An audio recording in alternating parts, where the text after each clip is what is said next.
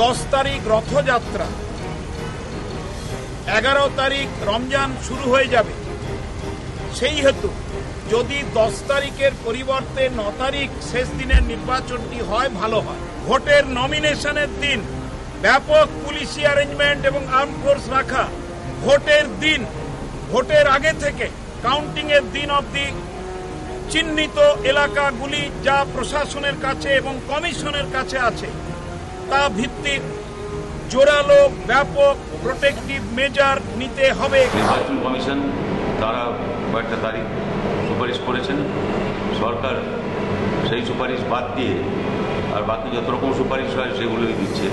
সরকার চাচ্ছে যে এই জেলাগুলো কোন দফায় কোন জেলা হবে এটাকে এমনভাবে বন্টন করতে যেটা একটা অসম বন্টন হয়, নির্বাচনকে একটা প্রহসনে পরিণত করার জন্য সেই শর্তেই রাজি হতে হবে নির্বাচন কমিশনকে।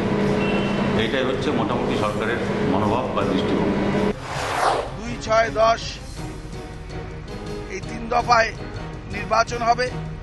জেলাগুলোর নামও তারা জানিয়ে দিয়েছেন। রথযাত্রা নিয়ে প্রশ্ন করেছেন, কিন্তু নির্বাচন কমিশন যা কোর্টে যে ডেটগুলো দিয়েছিলেন তারই মধ্যে এই ডেটটি আছে।